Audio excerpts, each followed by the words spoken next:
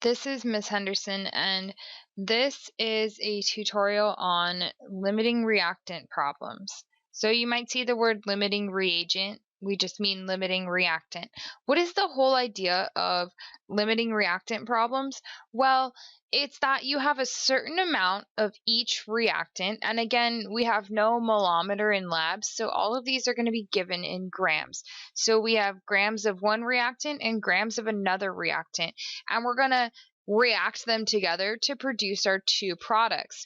We want to know which one is going to limit the production of the products.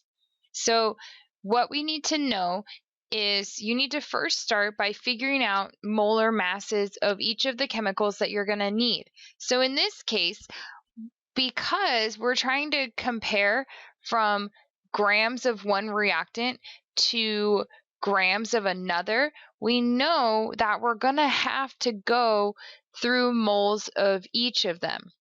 So I'm going to need to convert each of my grams of reactant to moles of them. And then in the end, I'm going to have an answer that has moles, and I need to convert that to grams of the product I'm looking at.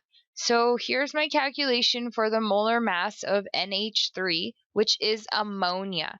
So there are 17.04 grams of ammonia in each mole of ammonia. In oxygen, this is a diatomic, so here I'm multiplying by 2. There are 32 grams of oxygen in each mole of oxygen. For NO, nitrogen monoxide, there are 30.01 grams of nitrogen monoxide in every 1 mole of nitrogen monoxide. So how do I figure it out? Well, essentially, you're going to do two separate stoichiometry calculations. So you're going to use each of the reactant and calculate how much of the product you are going to get from each one. So here I know based on the next question that I can look at grams of nitrogen monoxide. You could also do it for grams of water, but in this case I just see the next question below that's going to ask me how many grams of nitrogen monoxide are formed, so I'm just going to calculate that up here. But you could calculate this for water, and that would also tell you the limiting reactant. So here I started with 3.25 grams of ammonia, and that's just what you're given in the problem. And then I know that grams of ammonia and grams of ammonia cancel out. What else cancels out? Moles of ammonia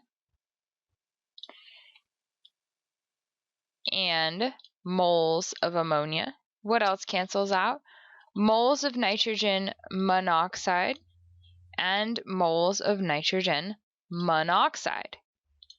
And then I did 3.25 times 1 divided by 17.04 times 1 divided by 1 times 30.01 divided by 1, and I get, and let's double check that.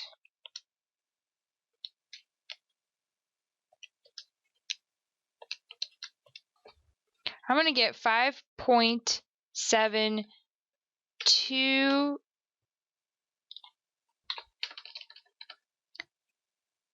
3738263. Okay, and then how did I know to round it to 3 sig figs? Well, I looked up here and I see that in what I'm given, I have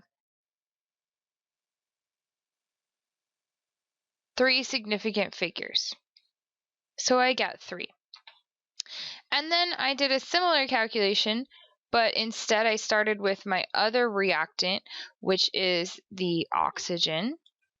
And I'm just going to cancel those out. I also see that moles of oxygen is going to cancel out.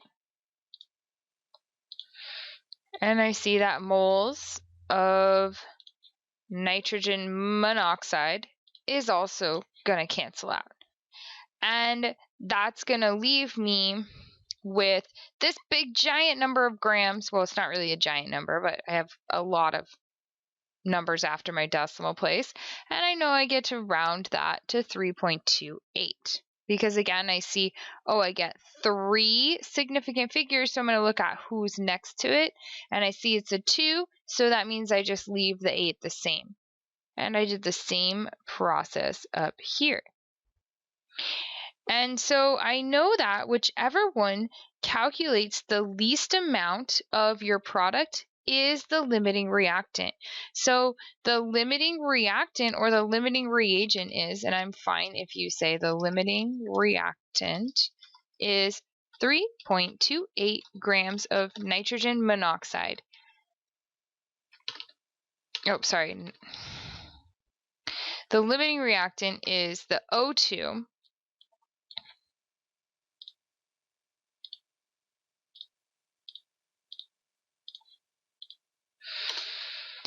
and